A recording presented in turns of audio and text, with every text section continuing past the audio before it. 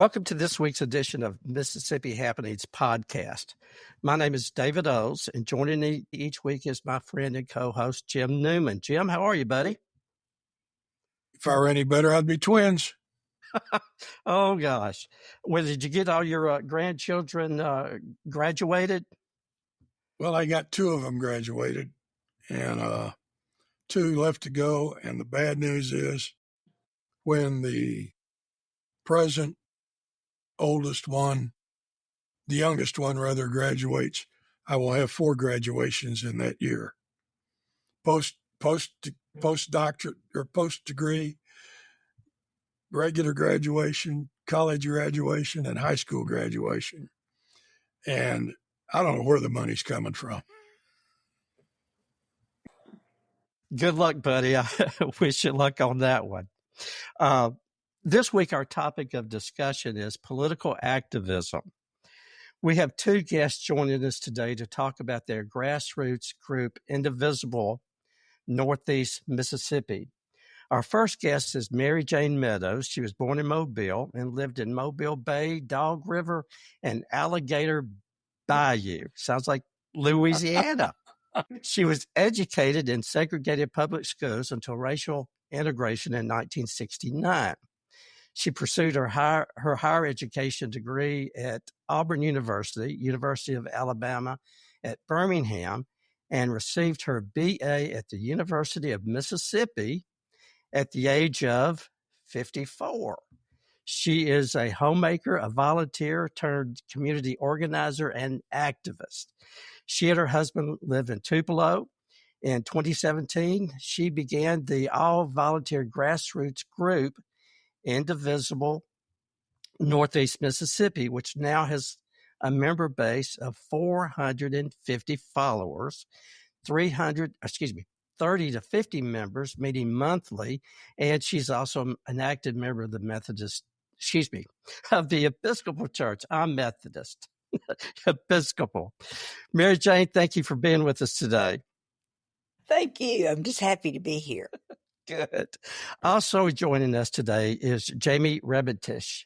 Jamie grew up in Philadelphia, Mississippi, and went to Ole Miss pre-pharmacy, moved to Houston, Texas, where she finished her pharmacy degree. She lived there for 28 years before returning to Mississippi 17 years ago.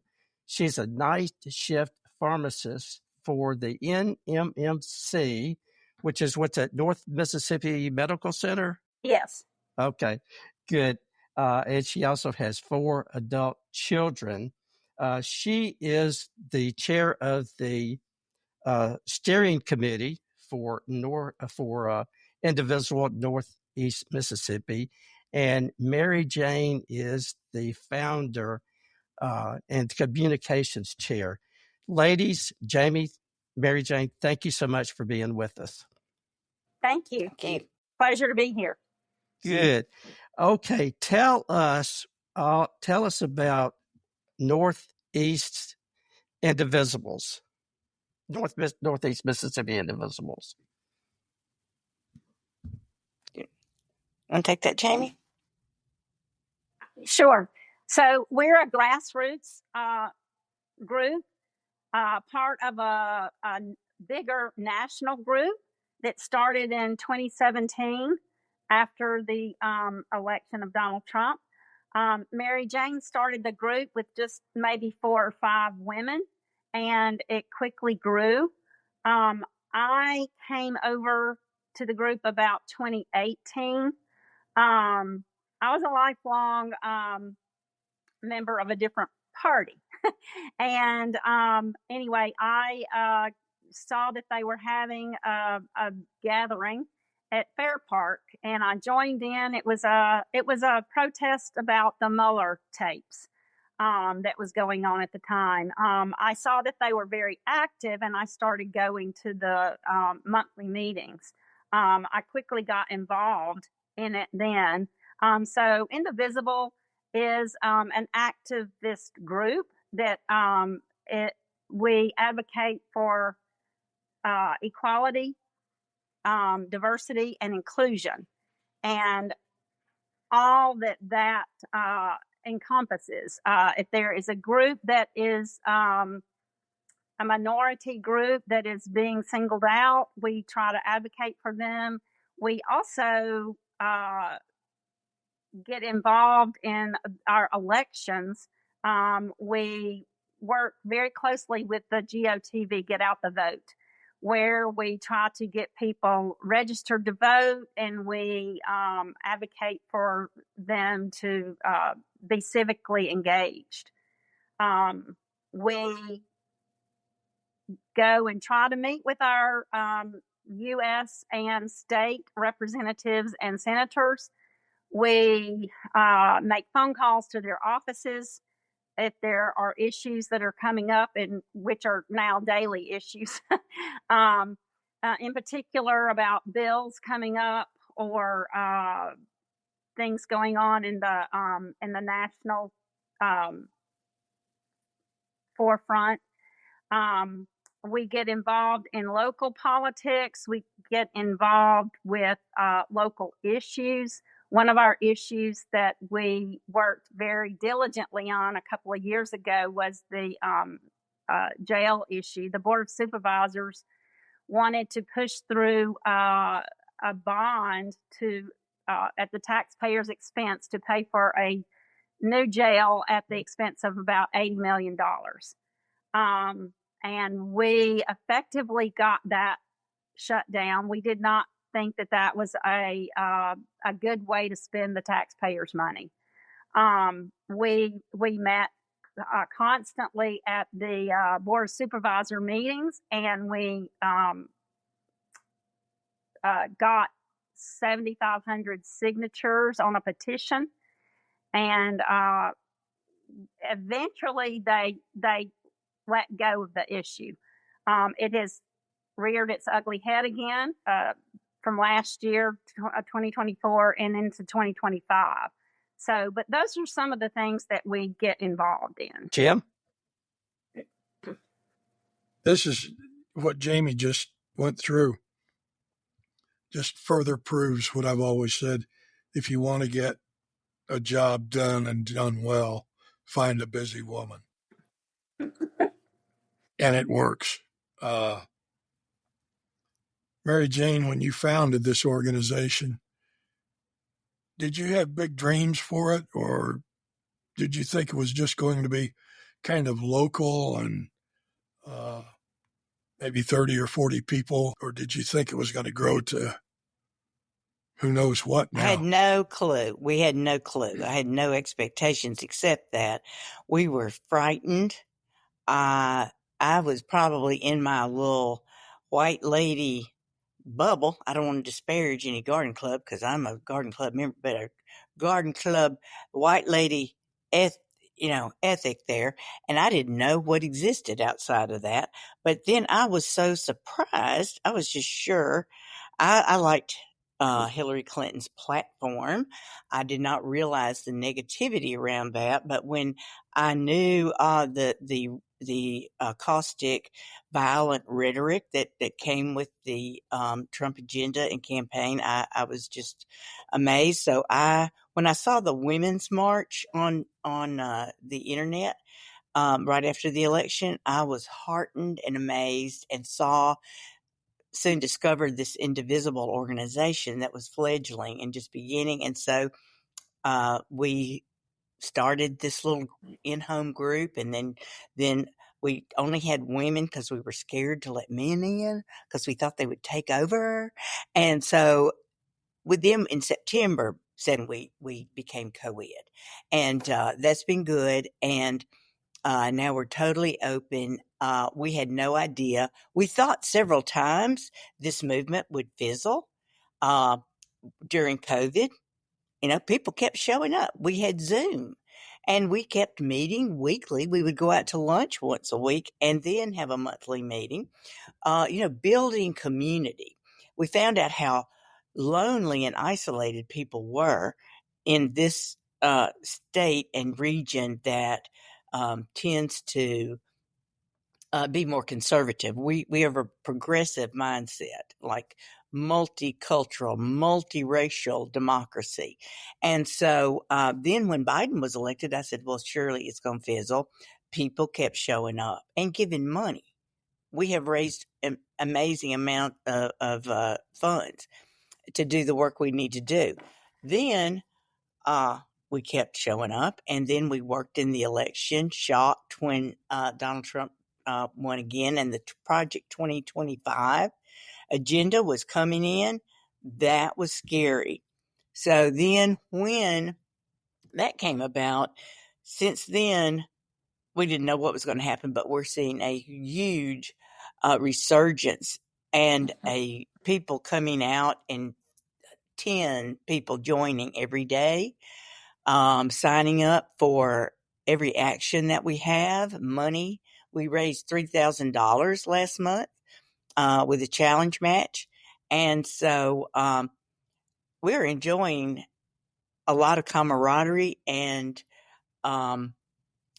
great new strength to resist the agenda that's before us now.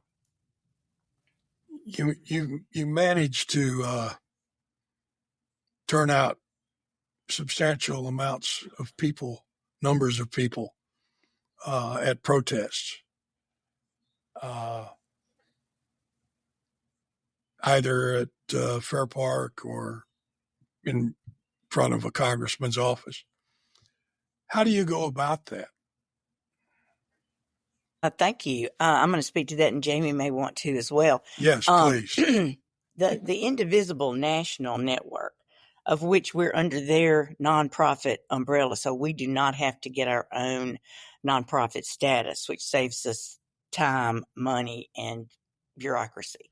One thing about Grassroots is that we're able to be nimble. We're not weighed down with the infrastructure. We've got our Grassroots infrastructure. Indivisible gives us the ability to raise funds.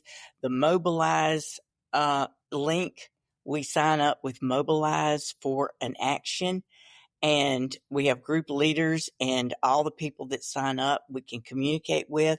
We bought a billboard at Barnes Crossing during the month of May last time, and it was so fun.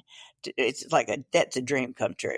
We put the QR code for the June 14th action on the billboard, and people could zero in and sign up. So we had about 400 sign up through that medium that Indivisible provided. And so that's how I had one gentleman we came from Oxford, Eupora, Hamilton, Alabama, because it's on the World Wide Web. Yeah. So, we get people from all over coming to this, oasis in this desert. What did the billboard say at Barnes Crossing? Well, the wonderful world of digital is so fun because we were able to have 3 messages rotating, and this billboard in town is the intersection of Barnes Crossing and North Gloucester. It's got the longest light time, 8 seconds. Mm-hmm. It has the biggest number of cars coming through there from the region. And so we could send 3 digital images. We copied one from Huntsville, Alabama. All these Indivisible groups, we follow each other on social media. And, I go, hey, send me your digital billboard text template. So they sent it, and it said, Trump's tariffs are a tax on your groceries. Trump's tariffs are a tax on your truck. And then this one we put up was about with a lady on a walker saying, are you ready to take over for Mama when her Medicaid runs out? And so, that's like engaging, and it's the truth. If these cuts go in, and that's why we're just here too, to tell people to call your congressman, congressperson. And so we'll tell you more about that later. Anything you want to add, Jamie? No, I was just going to piggyback on what you said because it does get a lot of interest. And then people will come to our meeting to see what it's all about. And then we can engage them. I wasn't really civically engaged until I started going to Indivisible, and I didn't understand the importance of making those phone calls to the congressman's offices. So yeah, I would encourage anybody who's listening to this podcast, if there are issues coming up, if there are bills coming up, find out what those bills are and then make those phone calls, because they actually track those phone calls and let them know. They'll ask your name, your phone number, your zip code that you live in, your address. And they know me. They're like, "Hey, Miss Rebentisch, yes, ma'am, we've got you down." Because I call so often. But anyway, we make sure that they have that, because they make tick marks on what you're calling about. If you're calling about to stop the Medicaid cuts and the SNAP cuts, they'll make a tick mark on that. And enough of those calls. One person making a phone call may not make a difference. But when an aggregate number of people make those phone calls, when 400 or 500 people make those phone calls about that same issue, they have to stop and listen. Thank you. You have a monthly meeting, you say? And I think you've got one. Yes, we do. Our monthly meetings are the second Tuesdays of every month, and they are from 5:30 to 7 o'clock at the Link Center in Tupelo. From like 5:30 to 6, we have a happy hour where we spread out we'll have food and appetizers and drinks and whatever, and kind of commingle with everybody there at the meeting and grab something good to eat and drink. And then we usually get started about 6, and we're usually over by 7:15. And like I said, we talk about local issues, things that are going on nationally, any number of things. They endorse candidates that are running for office. So, David, let's make sure that we, at the end of this, that we mention again the meeting time and date and place. Okay. For anybody that's interested, so that doesn't get away, because they've got some big plans coming up. She had me when she said happy hour. We're a BYOB crowd. David, you ought to come down. You ought to come will. down. It's worth the I trip. will. Tell me about some of the protests you've had. I'll jump in with that. I've on our banner back here, which is one of our fun things we take to all the events we go to. Up at the very top there, 2018 was our biggest one yet. March for Our Lives. We networked with the March for Our Lives coalition, and when the Parkland mass shooting occurred, and how many children were shot at school, massacred. And so people came out for that when we were a fledgling group. We had 200 people, beautiful crowd. And, our very first one was in 2017 when the Senate and House were going to try to repeal the American Affordable Care Act. Remember, repeal the ACA, Obamacare, and they wanted to institute Graham Cassidy. Well, that was our first one, and we were scared to death. However, we rose to the occasion, followed the directions that Indivisible gives you for putting on an event. We don't think of this. They teach you how to write a media advisory, how to do a permit with the city, how to plan an agenda. We had speakers. We have a sound system, music. So we had a march, and everybody, you sign up for our group there to get the newsletter. So that was great. And we have had, for every big incident of gun violence, we meet. And then for whatever issue that is seeking to compromise the rights of injustice for all, we will. Can you think of others, Jamie? We had our biggest was just in April 5th. Yeah, that was the which one was that one? That was, I forget. There's been so many of them. I know. We had hands off. Hands off Social Okay. Security, hands off Medicaid. Right. Yes. That was our biggest. And I think we had like maybe 400 and something people that signed up for that one. I think maybe close to 300 people actually showed up for that. But our biggest one yet, we're hoping, is coming up on June the 14th. When Trump wants to have his military parade in DC. There are currently 450 something events planned all across the United States and Europe. Europe has gotten in on this. And the theme of this one is No King's Day. So we are, Taco Tuesday. Trump always chickens out. So at our next Indivisible meeting on Tuesday, we will have Taco Tuesday. I'm going to supply all the fixings for tacos and taco salad, and we are loving all these memes and how much we get to put that out there.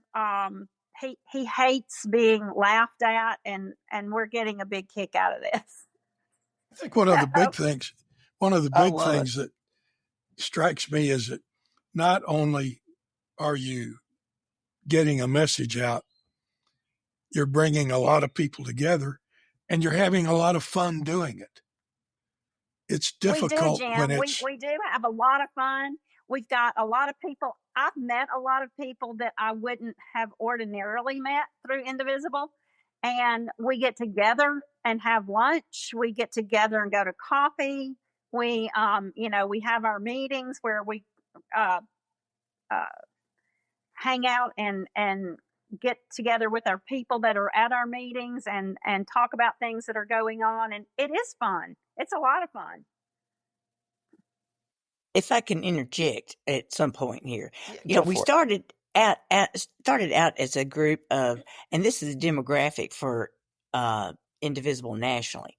It's older white women, and the older we're retired and we have time, and now you're not afraid of anything because you can't lose your job, and so speak for yourself, Mary Jane. Oh, girl. Well, you're not retired. Okay. I can't believe that you got to have bravery to come on here if you still have to make a living. Okay. I have nothing to lose. But anyway, we started as this white group. Well, here, I didn't know many gay people. I didn't know any trans people. And we, to get out of my white bubble, we intentionally went to, make friends and establish connections with African American groups here. We joined NAACP. We helped with campaigns they were doing, just what we had learned. We sponsor, we'll be sponsoring the Juneteenth gathering here. We work with the GOTV coalition. So we are now strongly triracial. And so we have 4 Black people, women and men on our steering committee. It is a joy to be in real relationship with people and work toward a common goal. Yeah. As a older white male, I only found out about Juneteenth and what that was about 4 years ago. And the last podcast was with Lovey West, who I adore her, and Virginia Tolliver, and he was talking about segregation and some of the things, like you said, you live in a bubble. We sometimes stay in our little group or stay in our bubble, and we don't realize what's going on.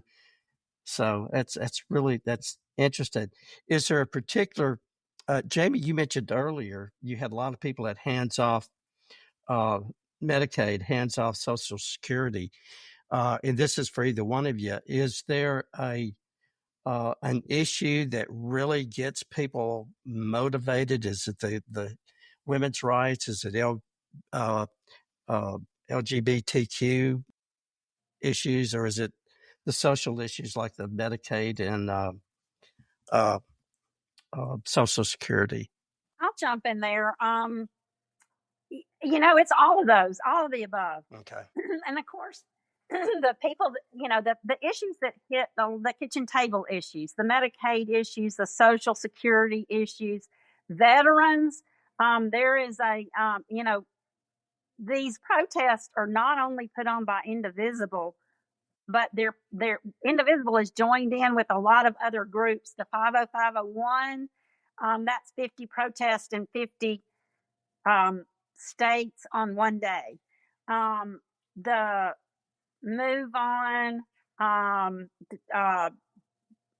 Stand Up for Democracy. There's a lot of different groups that are going in on these protests, and so there are a number of issues. There's a veterans excuse me, there's a veterans protest that they are doing on the 6th in conjunction with D-Day. Because, these we have a lot of veterans in our state and in our area, and their benefits are being cut. It's, you don't have to get involved if nothing ever hits you, but when things start to affect you, that is when people tend to get involved. And so, yes, we are, like Mary Jane said, we are we've made a lot of gay friends and trans friends. And I really was not even aware of some of those issues, but we have a good number of those, the people who have started coming to our meetings and helping out in these protests. But yes, any and all of those issues. Whenever it affects you, that's when you get involved. Mary Jane? Thank you. I would say in our state for several years, we have been working for Medicaid expansion. As you know, Mississippi was one of the few states, 10 or 11, who did not expand Medicaid. And it hurts our state tremendously. It kills people. So we are working. We rented a bus last year, loaded it up, and took it to Jackson for the in-person event on the Capitol steps. Our state senator, Chad McMahon, came out and sat with us on the steps. Said, "Chad, how do you feel about this? Can you get this moving?" Now, of course, with Trump's election, all the Medicaid expansion may be out the window. So our people here in this most vulnerable, poorest state, the state with the highest number of amputations in the country because of diabetes and lack of access to care, become disabled. We have huge disability rolls. So we need to provide more access to health care for everyone. You will not have a good workforce if you do not have health care and education. Do you remember the Wall Street Journal piece that came out back, several months ago? Last year? I know what you're talking about. It was dissing Mississippi, going, and everybody was taking umbrage. CDF, oh, that's just awful. And I go, well, honey, look at the facts. Jamie is on the front lines in healthcare. She saw people die. She worked herself to death there at her job because we're now at one lower vaccination rates because people are eschewing vaccination. So our uneducated population, or not adequately educated, are seeking to, make things worse. So in order to grow and stop the brain drain, as our governor decries, we are going to have to do some work on the infrastructure. So that's one of our huge issues. Due process for immigrants, undocumented, anybody. Do your homework on due process. It applies to every person, whether you're a felon, thank goodness for our president, whether you're a felon, whether you're a regular citizen, whether you're visiting. Every person on this soil gets due process. So we are partnering with a group now called the Amigos to work for immigration advocacy, and be sure that families who might have people detained, have what they need to take care of their families. One of the things that we try to do with our podcast is educate people. And you mentioned the bus trip to Jackson. Tell us about the other bus trips you've taken, because they are educational. I'll jump in on that one. The bus trip that we recently took back in the fall was to Philadelphia, Mississippi, where I grew up. As you are probably are all aware of, I hope you are, because this is one of the reasons that we took that trip, because the history is not being told correctly. So this was last summer was the 60th anniversary of the Freedom Riders summer. And the Freedom Riders were black and white people who came down from the north to try to get people registered to vote in the southern states. In Philadelphia, Mississippi, there were 3 civil rights workers, 2 from the north and 1 local person who were murdered in June of 1964. And their bodies were finally found in August of 1964. The perpetrators, of course, got off. It was with an all-white jury. Eventually, though, in 2005, the DA at the time in Neshoba County brought that trial back up, and they were able to prosecute the main players, and the big player was Mr. Killen, and he ended up dying in Parchman. So he did pay the price, but anyway, we Indivisible we wrote a grant, and we got the money paid for that grant. For the bus trip, we took a bus full of, there were 50 of us on that bus. Our good friend Dick Malpas, who I grew up with, he's my siblings, my older siblings' age. Dick and Terry Malpas had us to their place, which is at Four Corners, in the corner of Attala, Leake, Winston, and Neshoba counties. Rolled out the red carpet for us. They had a breakfast for us. Dick told the story of what happened during Freedom Summer, and then we went to the church that was firebombed, a black church that was firebombed prior to these murders happening.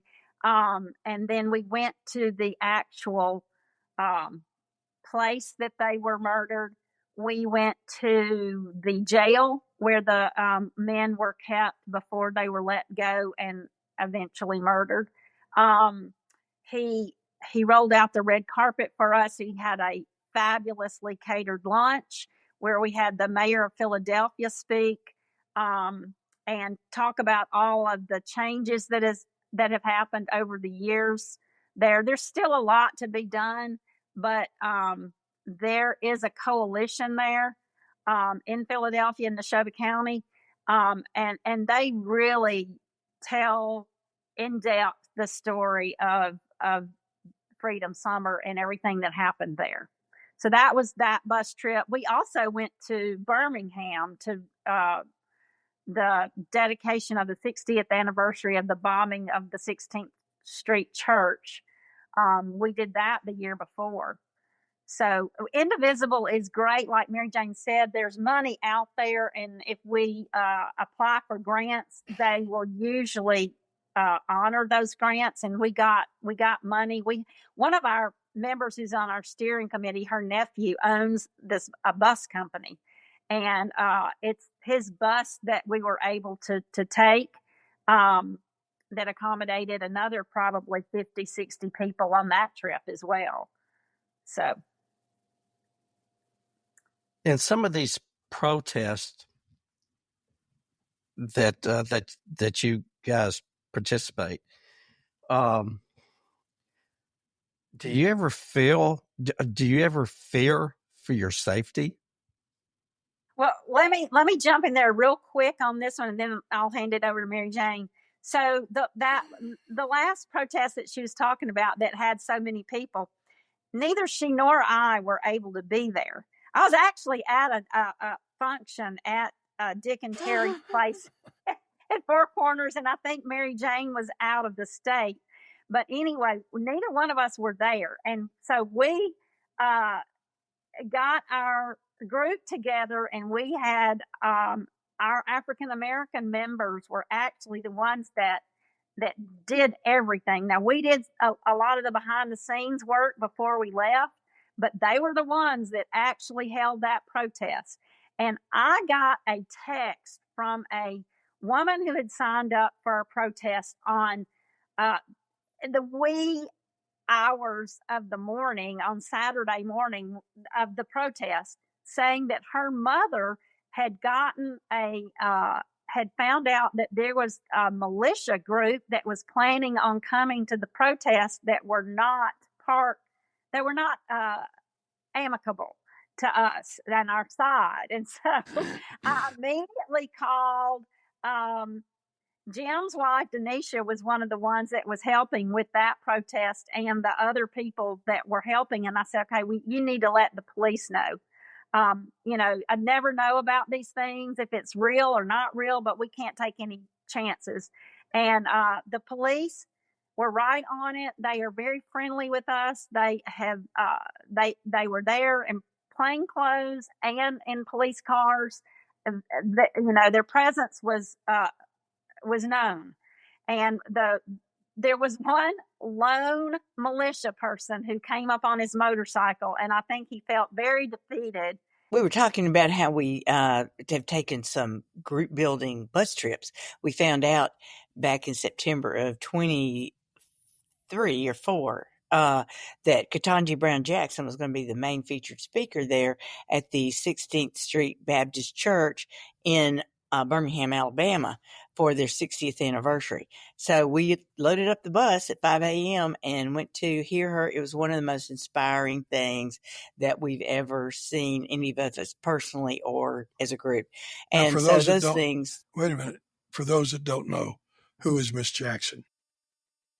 Justice Ketanji Brown Jackson, the newest member of the Supreme Court. Yes. Fantastic. I mean, we're dealing with an audience that sometimes. That's right. It's important to make ourselves clear.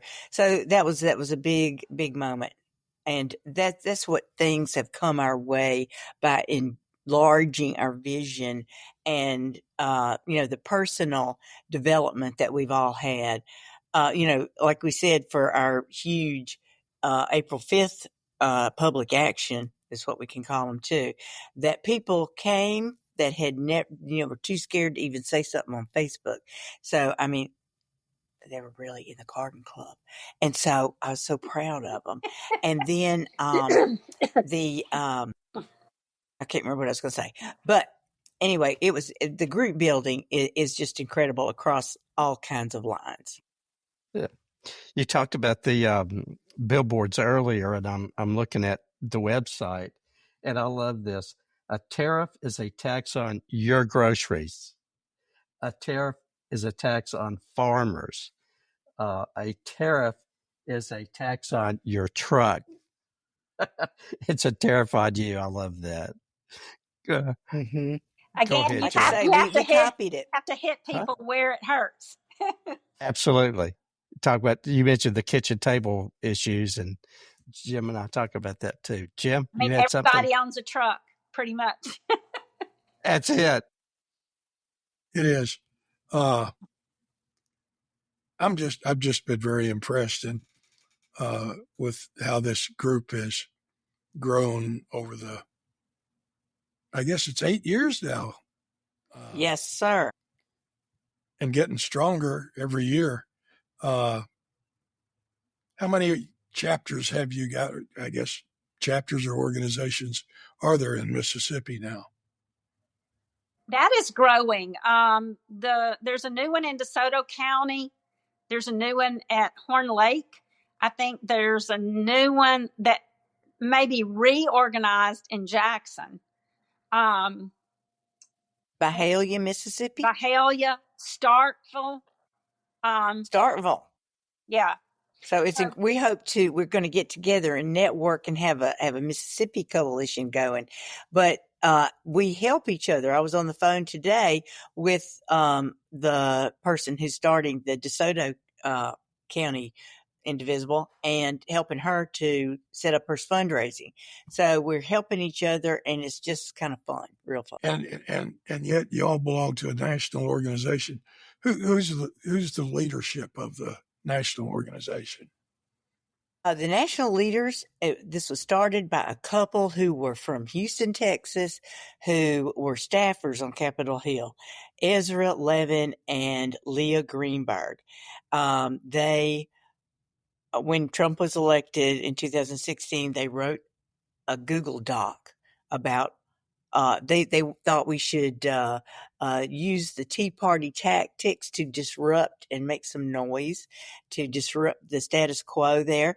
And so they are still in leadership, but they have built this incredible machine that serves, I personally, as an on-the-ground neophyte that we were, they provide incredible leadership, responsiveness, legal team, graphics, whatever you need. And they are servants. That's what they come across as. Their service ethic is wonderful.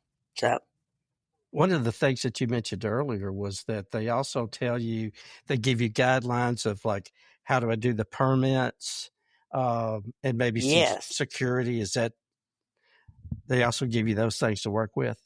There are toolkits that come out with every action that we do, and those toolkits involve all of that. Training modules, security. We listened to several videos on how to de-escalate if that ever happens. We've got posters, graphics, optics, how to do a media advisory, what our focus is on, how to get speakers, how to get people engaged. So it's, we don't have to reinvent the wheel. It's all been done for us. We just have to follow the steps.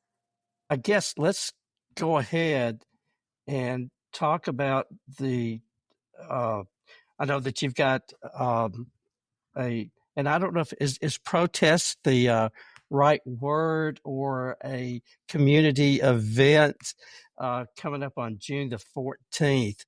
If one of you would tell us all about on June 14th.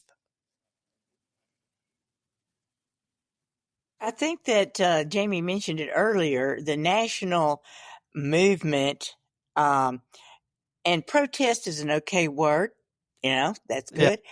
Demonstration, public action. The idea is I do too, and to get a mass of people, bodies count. If you care, don't be yelling at the TV. Get yourself in person here. Show up, because that's what matters now. And this is no kings, that we are a democracy. We the people, not we the billionaires. Elon Musk is gone to the House now because people came out and said, no, Elon, we're in charge, not the billionaires. So the rule of law, due process, which we're seeing break down in the treatment of immigrants here in our nation, so we are here to say no kings. And I'll say no kings. We know Elvis is our king here in Tupelo, but in North Mississippi, but that's all.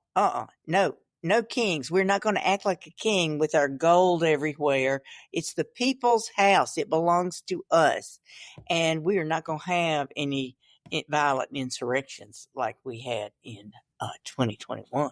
Yeah. So anyway, we the people, and that's who matters. So we're there to say we probably going to each have a crown, and we're going to have our Statue of Liberty. We're going to have a chicken soup because our representatives refused to meet with us at this time. We have asked them several times. So those kind of nice visuals, optics. So we're looking forward to, we've already got tons of signups that are coming in every day, and we'll have posters and such as that. So everyone is invited and welcome. Now, for your group, you will be in Tupelo. Is that correct? Correct. One of our favorite spots, U.S. Representative Trent Kelly, Major General Trent Kelly, who took an oath of office to say, I uphold and defend the Constitution of the United States, not a billionaire. So we are going to be in front of his office on the sidewalk, which is public property. They're at 431 West Main Street, downtown Tupelo. And that's where we had our last one. But it's a great visual there on Main Street, and it's very appropriate since he is the one who is voting to cut all of these life-saving budget items. At what time do you want people to be there? Jamie? 10:30. What time are we telling people to show up? 10:30. It's 10:30. 12 o'clock. You have your donuts and coffee, sleep late, and come 10:30 till 12. So it's a in and out. Come on out. Come on out. We'll share that. We'll look on our Facebook page. We'll have an event page, Mobilize link you can sign up for. Another plug I need to make.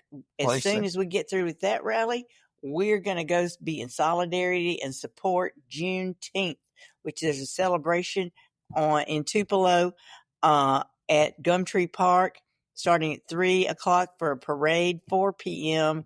to 6 is a family-friendly, fun celebration. There'll be another celebration on the actual Juneteenth holiday on Thursday the 19th. So I urge you all, if you're a white person, you need to go support it and be in solidarity. What you didn't mention was that June 14th is also Trump's birthday, and he's having a big parade in Washington, D.C. for his birthday party. Now, one would normally expect that if the United States was going to have a parade, a military parade, which we've never had before, that at least we would do it on July the 4th. But no, we're going to do it on Mr. Trump's birthday. And we don't like that optic. We don't like it. No. And it's also Flag Day. It's also Flag Day, yes. And it's what kind of soup? Ooh, that's right. Trump always chickens out, chickens which was out. written by and created by a financial expert who was responding to the tariff threats. That is so funny. I just love that. I think you all have a wonderful, wonderful organization that is dedicated to educating the public. I love that you're non-political. However, I've noticed that at times you have endorsed candidates. You have a process for endorsing a candidate? Yes, sir. We only endorse, we have to get approval from Indivisible for any partisan work we do, which only happens with federal elections. We do not do any spend money on any state or local issues. We can participate. We can vocally support. Endorsements come when we submit a candidate that is promoting our ideals of a justice and fairness for all and multiracial democracy. When we get approval from the Indivisible National Group, because we adhere to Federal Election Commission guidelines. So if they're approved in a federal election, that's when we can endorse. An endorsed candidate who is approved by Indivisible will get like $1,000, will get pushed out there in the media sphere. And so that's another big plus. For those that are wondering what happened to Jamie Rebentisch, she's having issues with her Thank you. computer or cell phone. So we're working on that. Sad. Yeah. And I want to say that, the people over 8 years, I've learned to talk on camera, but there are plenty of people who could get on here and do that too. And leadership has developed, and it would be a shame if it depended on one or two people. So we spread leadership all around and rotate leadership. So that's really important for longevity. Have we missed anything? How can people sign up? Yes. Well, okay. We do put out a weekly newsletter. I did not know anything at all about it, but I learned MailChimp. We now publish a newsletter every week on Sunday night, telling you the actions for the week ahead. What's going on? It's short and sweet, always with a cartoon and a YouTube video. So there's a sign up link there on Facebook, our Instagram and Blue Sky accounts. Look for Indivisible Northeast Mississippi, and there's a link there. And I usually regularly post a way to sign up for the newsletter, and that makes you a member. And just show up. Show up on June the 10th, 2025, 5:30 p.m. at the Link Center. Come around to the Douglas Street entrance, and there'll be a sign there. Come in that door, and you'll be at the Indivisible meeting for Taco Extravaganza. And if you don't know where the Link Center is, it's 1800 West Main. Thank you. David, come on down on Tuesday. Trying to think if there's anything we missed or should have asked that we didn't. I got one more thing. Yes. Okay. For people who want to be an activist or kind of want to see what's going on, but you don't quite want to go public and you want to be in the privacy of your own home, check for and look for on your phone or on the internet 5 calls. 5 calls and .com. There's an app you can download that's free. You put in your zip code and it will tell you who your elected representatives are. Could anybody tell me, everybody on this call, tell me who your senators are, who your representative is, even locals, and who your county supervisors are? It's on there. And so it will tell you what you need to call your congressperson about, and it tells you which issue. Is it Medicaid expansion?